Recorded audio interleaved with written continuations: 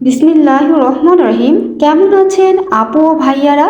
অবশ্যই আল্লাহর রহমতে ভালো আছেন। আজকে আপনাদেরকে দেখাবো কচুরমুখী দিয়ে কিভাবে পাবদা মাছের চচ্চড়ি রান্না করতে হয়। প্রথমে আমি কচুরমুখীগুলো ছোট করে কেটে নিয়েছি এবং সামান্য পরিমাণ লবণ দিয়ে ভালো করে ধুয়ে নিয়েছি। একটি হাঁড়িতে পানি বসিয়ে দিয়েছি।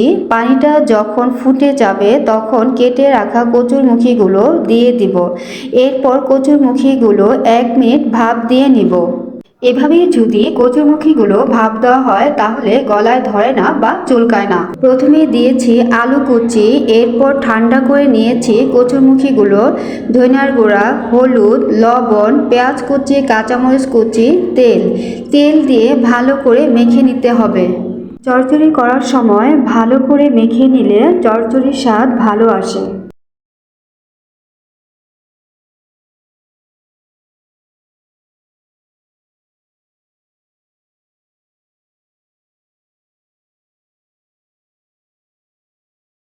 মাখানো হয়ে গিয়েছে।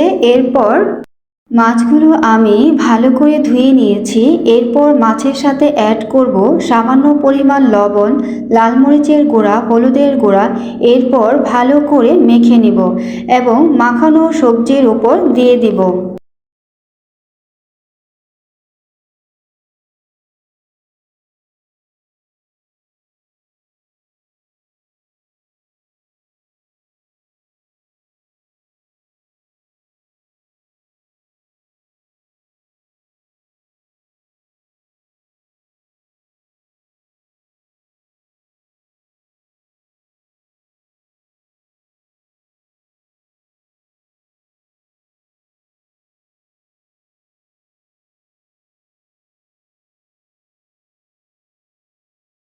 সামান্য পরিমাণ পানি অ্যাড করব, চচ্চড়িতে পানির পরিমাণ কম লাগে। এরপর চুলার আঁচটা বাড়িয়ে দেব।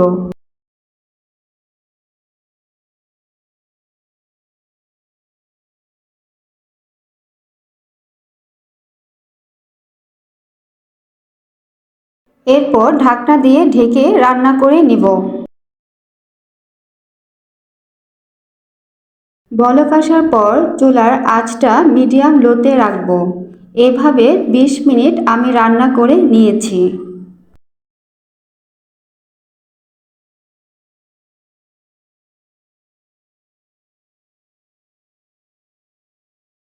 এ সময় লবণটা চেক করে নেবেন। আমার লবণের পরিমাণটা কম হয়েছে তাই আমি দিয়েছি।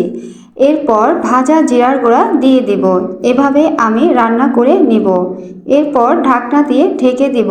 চুলার আঁচটা অফ করে দিব এবং 5 মিনিট পর পরিবেশন করব।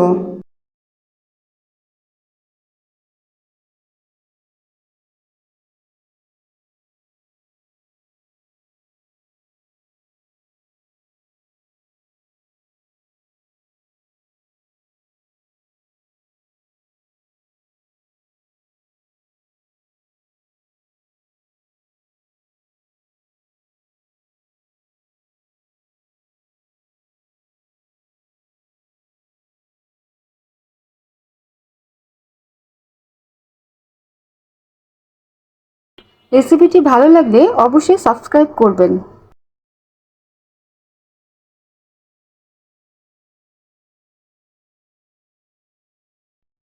এই তো আমার চচ্চড়ি রান্না হয়ে গিয়েছে। দেখি বুঝতে পারছেন কেমন হয়েছে। মাশাআল্লাহ, খেতেও খুব ভালো লাগবে। এভাবে রান্না করে দেখেন কেমন।